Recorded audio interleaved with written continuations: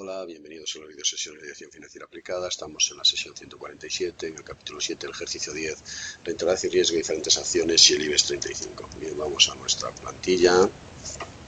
Tenemos los datos de cotización para una serie de años de Inditex, Endesa, CS, Acerinox, Telefónica, Fomento de Construcciones y Contratas y Mafre y el IBEX 35.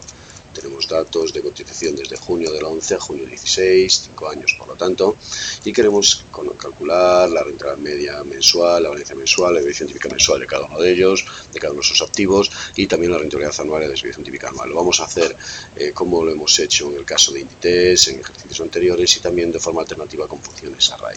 Para hacer los cálculos, en primer lugar necesitamos calcular las rentabilidades mensuales. Entonces, para hacer la de Inditex para el primer mes de junio 16, dividido entre mayo 16 menos 1, copiamos hasta el IBEX y copiamos para todos los datos. Como vemos, tenemos una rentabilidad menos que cotizaciones. Tenemos cotizaciones desde junio de 2011, pero la primera rentabilidad que podemos calcular es la de julio de 2011. Bien, una vez que tenemos hecho eso, ¿cuál será la rentabilidad media mensual? Bueno, pues simplemente será igual promedio, en el caso de Inditex, promedio, cogemos la columna de Inditex para adentro, y si copiamos hacia la derecha tendremos las rentabilidades del resto de activos, del resto de acciones en este caso.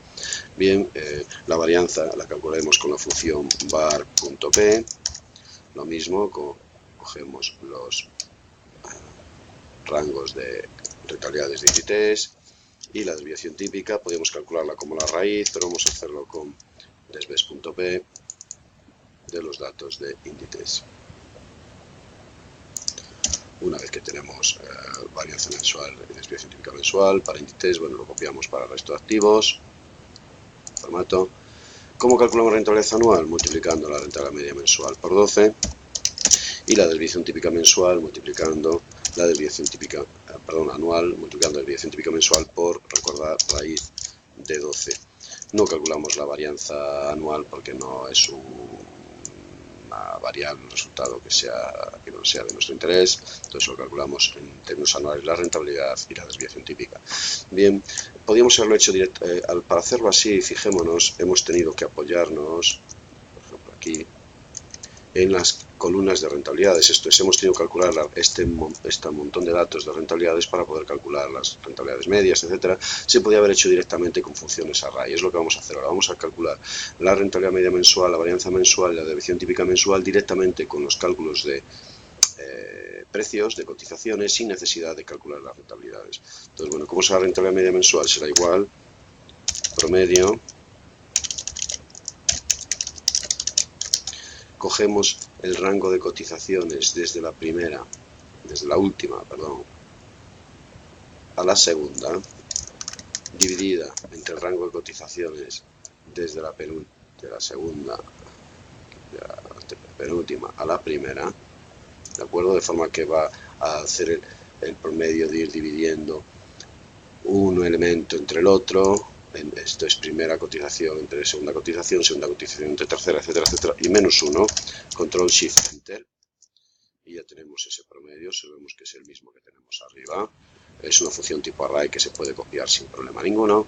¿Cómo será la varianza mensual? Será igual var.p, paréntesis, me falta el punto, pues una coma, var.p, y hacemos lo mismo, estos elementos dividido entre estos elementos. Fijamos cómo cogemos un decalaje de una fila para que haya el cálculo de rentabilidad, menos 1, control shift enter, y tenemos la misma varianza que teníamos arriba. Ahora ya directamente también podíamos calcular su raíz para tener la desviación típica, o bien hacer la desviación típica con desves, igual desves.p, cogemos las cotizaciones, dividido entre las cotizaciones del mes previo, el rango, menos 1, control shift enter, y tenemos exactamente los mismos resultados que teníamos antes. Entonces, la ventaja de este sistema con funciones tipo array es que evitamos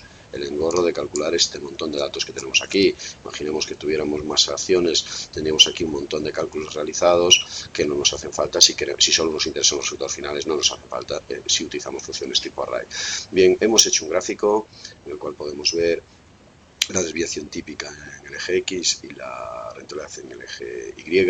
Para hacer este gráfico hay dos sistemas. Uno sería ir a insertar gráfico tipo array, tipo dispersión, y en seleccionar datos ahora para ese gráfico de dispersión agregar los valores de la serie X, esto es del eje X, son la desviación típica. Perdón, ese es el nombre, no. Los valores de la serie X es la desviación típica y los valores de la serie Y es la rentabilidad.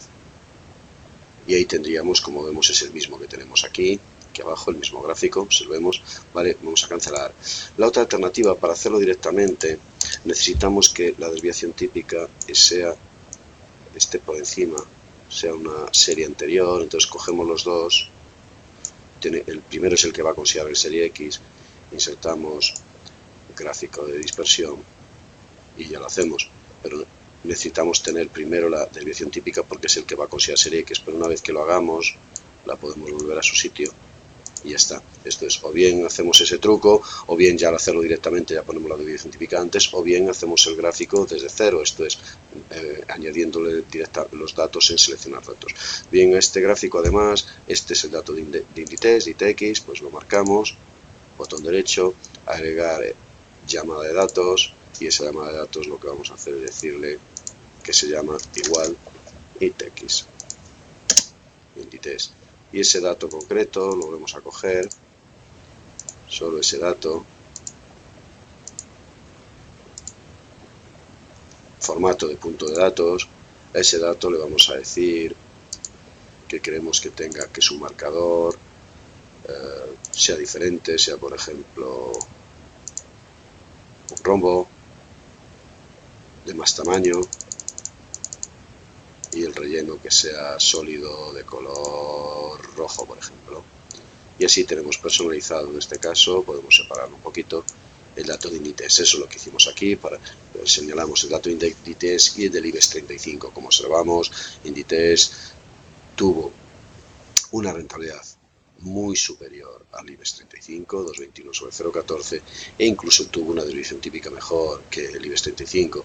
Esto es, el IBEX 35 tiene menor riesgo que cualquiera de los otros activos, menos el de Inditex, porque Inditex, bueno, pues durante ese periodo se comportó como un verdadero blue chip, una verdadera acción, bueno, pues de mucho interés. Bien, decálogo.